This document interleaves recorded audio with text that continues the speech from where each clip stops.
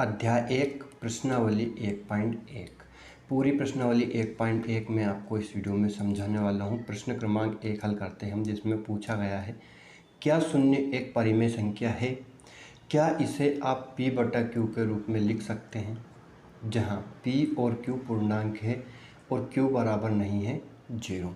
तो ध्यान समझना, शून्य जीरो एक संख्या है, ये क्या है, एक जीरो है। इसे हमें p बटा q मतलब परिमेय संख्या के रूप में व्यक्त करना है, तो हम p जीरो को p बटा q के रूप में व्यक्त कर सकते हैं, कोई दिक्कत नहीं है। हम जीरो को क्या लिख सकते हैं, 0/1। क्या लिख सकते हैं, 0/1। तो ये किस में व्यक्त हो गया, p बटा q के रूप में व्यक्त हो गया, जहाँ पे p बराबर कितना है, 0 है, और q बराबर कितना है, 1 है। जीरो को हम 0/1 लिख सकते हैं, तो p बराबर कितना हो जाएगा, तो p बटा q के रूप में हो जाएगा व्यक्त, और p बराबर कितना हो जाएगा, 0, और q बराबर कितना हो जाएगा, 1। ध्यान रखना, q बराबर 0 नहीं होना चाहिए, हर में 0 नहीं होना चाहिए, तो वो संख्या क्या होती है, परिमेय संख्या नहीं कहलाती। बाकी सभी संख्याएं क्या होती है, परिमेय संख्या कहलाती है। तो इसका आंसर क्या है, हाँ, शून्य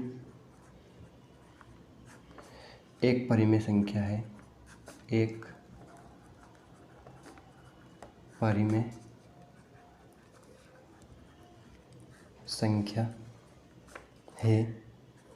इसे p बटा q के रूप में लिख सकते हैं,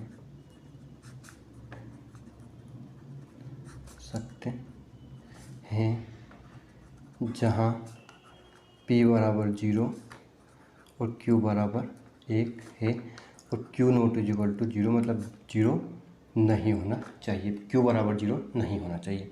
समझ गए प्रश्न क्रमांक पहला, ये आपको नहीं लिखना, ये तो मैंने आपको समझाने के लिए बनाया था। लेते हैं प्रश्न क्रमांक 2। प्रश्न क्रमांक 2 है कि 3 और 4 के बीच में 6 परिमेय संख्याएं ज्ञात कीजिए। 3 और 4 के बीच में कितनी परिमेय संख्या ज्ञात करना है, 6 परिमेय संख्या ज्ञात करना है। तो हमें परिमेय संख्या ज्ञात करने के लिए क्या करना है, सबसे पहले ध्यान से समझना, हम इस संख्या को लिखेंगे 3 और 4। जिन दो संख्याओं के बीच में हमें परिमेय संख्या ज्ञात करना है, उन दोनों का जोड़ करना है। क्या करना है, उन दोनों का योग करना है। योग कितना जाएगा, 4 और 3 कितना होगा, 7। हमें 3 और 4 के बीच में 6 परिमेय संख्या ज्ञात करना है, तो हमें 3 और 4 को जोड़ना है। 3 और 4 को योग करेंगे तो कितना जाएगा, 7 आ जाएगा। अब हमें क्या करना है, 3 में गुणा करेंगे, 7 आया योग, जो योग आया है उसका गुणा करना है और भाग करना है। 7/7 से 7 कट जाएगा, कि वापस कितना जाएगा, 3 आ जाएगा। और हमें जो 4 है उसमें भी कितने का गुणा करेंगे, 7/7 का। समझ गए, 7 से 7 कट जाएगा, वापस 3 आ जाएगा, 7 से 7 कट जाएगा, वापस 4 आ जाएगा। तो हम किसी भी संख्या में अंश बटा हर में किसी भी संख्या का गुणा कर सकते हैं। तो हम क्या कर जाएगा, देखो 7 का 3 में किया 21, बटे में कितना है 7, 7 का 4 में किया 28, बटे में 7। अब देखो 7 से 21 को काटेंगे, वापस 3 आ जाएगा, 7 से 28 को काटेंगे, कितना जाएगा, 4 आ जाएगा। तो हम किसी भी संख्या का गुणा किसी भी परिमेय संख्या में समान संख्या से गुणा और भाग कर सकते हैं। आगे समझ में यहाँ तक। अब हमें क्या लिखना है, देखो परिमेय संख्या ज्ञात करनी है, दोनों का हर कितना है, 7 है, दोनों का हर सेम हो गया। अब 21 से लेके 28 के बीच की संख्याओं को लिख दो आराम से। 21 के बाद क्या आएगा, 22/7, फिर 23/7, 24/7, 25/7, 26/7, 27/7, कितनी हो गई, 1 2 3 4 5 6। कितनी परिमेय संख्या हो गई, 6 परिमेय संख्या हो गई। तो इस प्रकार से हम किसी भी संख्या के बीच में परिमेय संख्या ज्ञात कर सकते हैं। अब है प्रश्न क्रमांक तीसरा। प्रश्न क्रमांक 3 हम लेते हैं, देखो ध्यान समझना, प्रश्न क्रमांक 3 में क्या पूछा गया है। 3/5 और 4/5 के बीच 5 परिमेय संख्या ज्ञात कीजिए। हल करते हैं, कितना है 3/5 और कितना है 4/5। अब देखो यहाँ पे परिबटे में अंश मतलब भिन्न के रूप में संख्याएं दे रखी है, अंश बटा हर के रूप में संख्याएं दे रखी है, 3/5 और 4/5। सबसे पहले इसमें काम होता है हर को समान बनाना। सबसे पहले हम क्या करते हैं, हर को समान बनाते हैं। हर समान बनाते हैं तो इसका भी हर 5 और इसका भी हर 5 है, तो दोनों का हर कितना है, 5 है। दोनों का हर 5 है, तो अब हमें क्या करना है, ध्यान समझना, कितनी परिमेय संख्या ज्ञात करनी है, 5। 5 में एक अधिक 5 में 1 जोड़ दो, कितना हुआ 6। 5 परिमेय संख्या ज्ञात करना है, 5 में 1 जोड़ देंगे, कितना जाएगा 6। हमें 6/6 का गुणा करना है इन दोनों संख्याओं में। इन दोनों संख्याओं में किसका गुणा करना है? 6/6 का गुणा करना है। देखो 6/6 का गुणा 3/5 में करेंगे और 6/6 का गुणा 4/5 में करेंगे। गुणा कर लेंगे अंश का अंश में और हर का हर में। 3 का 6 में हुआ 18, 6 का 5 में हुआ 30, 6 का 4 में हुआ 24, 6 का 5 में हुआ 30। इसका हर 30 है, इसका भी हर 30 है। अब इसके बीच की परिमेय संख्याओं को लिख देंगे। 18 के बाद क्या आएगा? 19/30, 20/30, 21/30, 22/30 और 23/30। 1 2 3 4 5। अब आपके मन में एक सवाल होगा कि यहाँ 0 से 0 कट जाएगा, 2/3 आएगा। 2/3 भी 3/5 और 4/5 के मध्य परिमेय संख्या है। 2/3 किसके? 3/5 और 4/5 के मध्य की परिमेय संख्या 2/3। समझ गए ना? तो इस प्रकार से हमें क्या, इस पर ध्यान मत दीजिए, इस प्रकार से हमें परिमेय संख्या ज्ञात करना है। तो उम्मीद है आपको प्रश्न क्रमांक 3 अच्छे समझ में आ गया, कोई दिक्कत नहीं रही होगी। अब लेते हैं प्रश्न क्रमांक 4। देखो प्रश्न क्रमांक 4 से समझने से पहले मैंने आपको बेसिक में समझाया था, प्राकृत संख्या, पूर्ण संख्या, परिमेय संख्या, अभाज्य संख्या, भाज्य संख्या, ये सब मैंने समझा दिया है। पहले आप उनको अच्छे से समझ लेना, बेसिक वाले को। तो प्रश्न है कि नीचे दिए गए कथन सत्य है या असत्य, कारण के साथ अपने उत्तर दीजिए। देखो पहला सवाल है, प्रत्येक प्राकृत संख्या एक पूर्ण संख्या होती है। प्रत्येक प्राकृत संख्या, अब मैं बताता हूँ, प्राकृत संख्या होती है 1 से शुरू। कहाँ से? 1 से।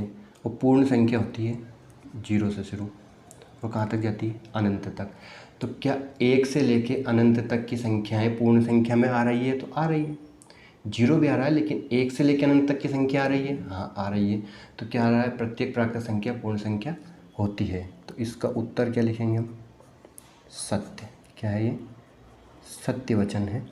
सत्य में अब कारण में पूछा है, तो कारण में क्या लिखेंगे? पूर्ण संख्या में सभी प्राकृत संख्या शामिल होती है। पूर्ण संख्या में सभी प्राकृत संख्या शामिल होती है। पूर्ण संख्या में सभी प्राकृत, ये हटा देना, संख्या शामिल होती है।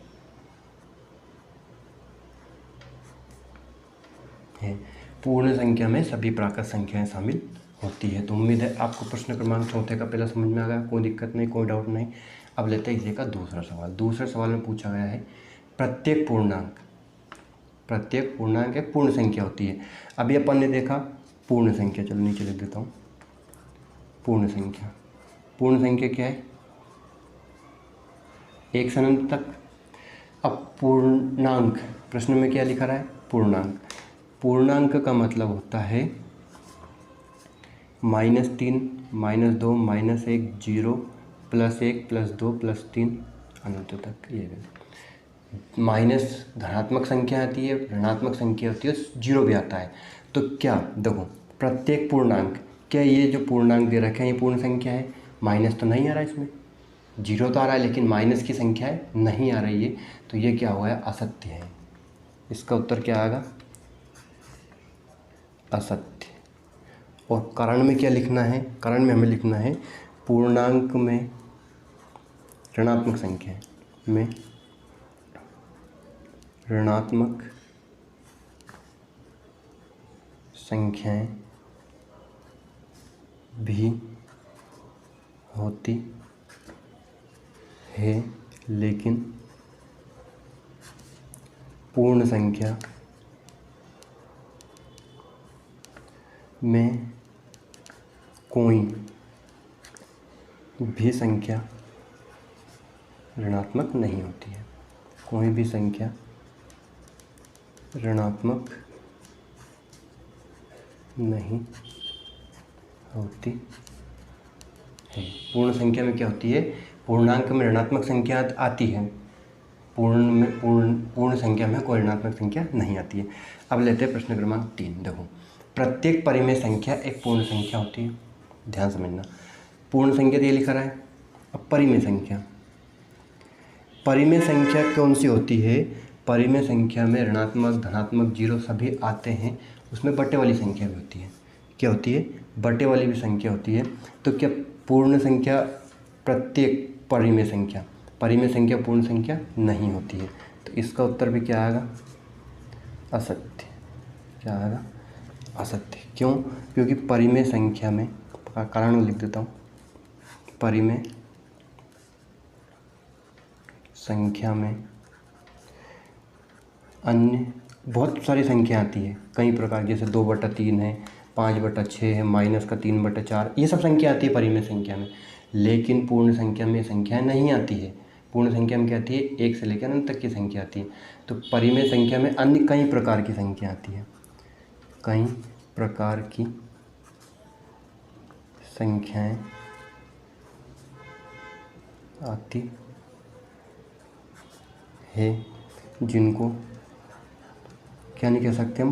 पूर्ण संख्या नहीं कह सकते। पूर्ण संख्या नहीं कह सकते हैं। तो उम्मीद है आपको प्रश्नावली 1.1 पूरी अच्छी समझ में आ गए होंगे। अब आप कभी भी नहीं भूलोगे, कोई डाउट नहीं रहेगा। धन्यवाद। Thanks for watching.